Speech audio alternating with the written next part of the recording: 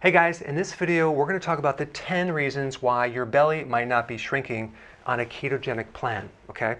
Now, it would be nice just to give you a simple plan that you can do and it would work 100% of the time.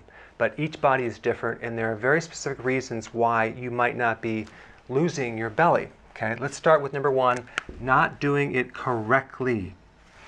So many people that I talk to, I listen to what they're doing and they haven't read the book. They're kind of just, they saw a video and they're just trying it halfway and they're doing it partially. They're not doing it correctly.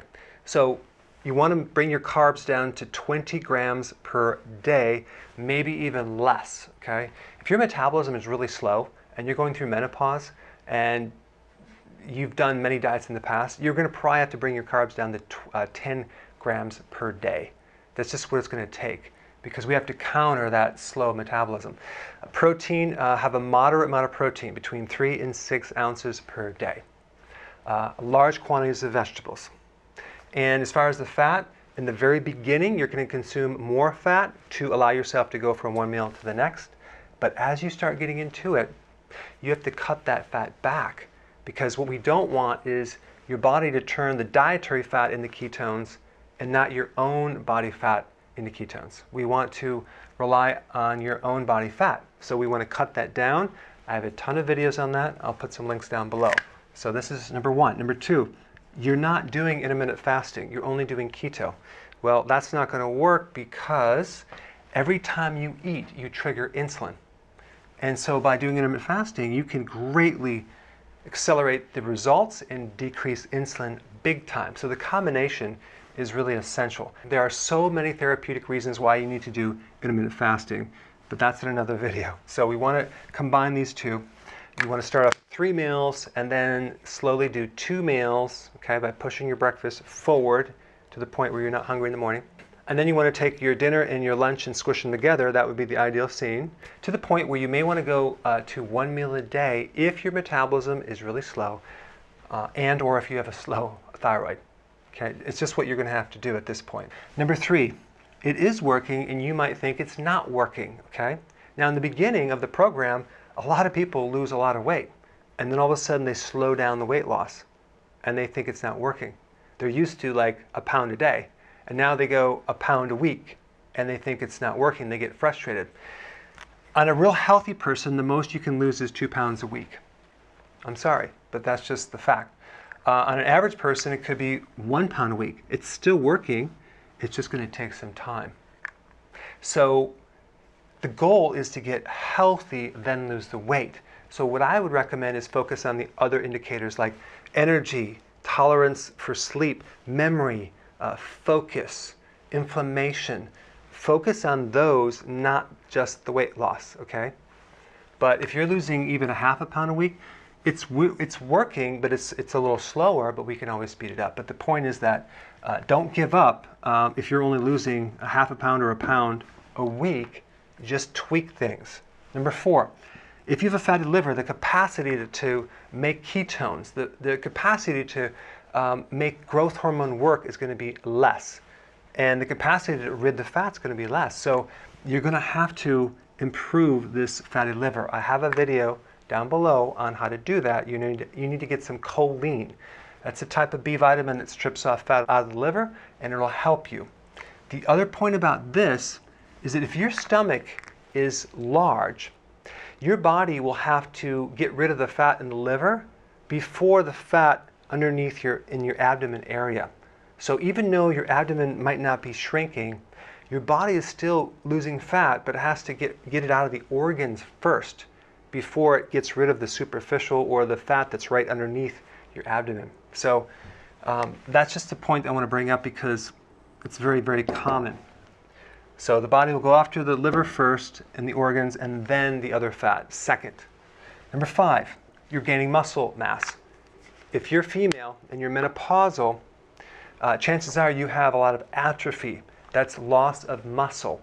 It looks just like fat, but it's atrophy. One way to know that is if you're sitting in a chair and you get up and it takes you a lot of work to get up because your quadricep, your thigh muscles are weak, you have atrophy. So you're going to have to gain the muscle back while you're doing intermittent fasting and keto. And in the process, muscle by volume weighs more than fat. So you might find no loss of midsection, yet you're getting stronger. The point I want to make is that it takes a really healthy diet for a good year or two to get these muscles back with exercise. So it's not going to happen in a week or two. So go for the long haul. I know it's frustrating, but that's just the facts of what's going to happen. But you'll eventually get it back, because atrophy is a pretty serious problem. It's not a little thing.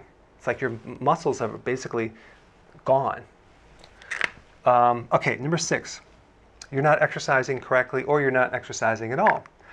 Exercise is not the big tool to help you lose weight, but it can really help increase growth hormone, toning, and a little bit of weight loss. Okay? So this is important. High intensity, low duration. Short little bursts of high intensity, full body exercise is the best. I mean, if you can do sprinting, that would be the ideal scene, but some people, they don't have good knees, so they have to get on the bike, the spin bike, and start doing that for a while. Elliptical. But for a lot of people, you have to just start just walking. That's their first step. So do what you can, gradually work up to it. Number 7, if you bloat from the vegetables that you're not used to consuming, or too much fat, or whatever, because you don't have enough stomach acid, or enough bile from the gallbladder, that can make your stomach stay big. When I was in practice, there were people that actually had food allergies that kept them bloating. There were people that were doing kale that they were just bloated week after week. They didn't connect the dots that they can't digest those foods. They developed constipation. Well, how are you going to lose weight if you have constipation? So we want to have you consume foods that you can digest. So regular lettuce, green lettuce, is probably easier to digest than spinach or other vegetables. So modify the type of vegetables that you consume, and make sure you have no bloating. Maybe you need some help with apple cider vinegar, betaine hydrochloride, some gallbladder support. All right, number 8, other health problems. So let's say you have a thyroid issue. Let's say you have some other hormonal issue. You have hot flashes. You have, I don't know, heart condition. These other health problems can inhibit your ability to lose weight, because as you get healthy, sometimes the body will focus on other problems first before losing the weight. So what I like to do is I like to get rid of all the weak links in your body. So let's say, for example, you're trying to lose weight, it's not working.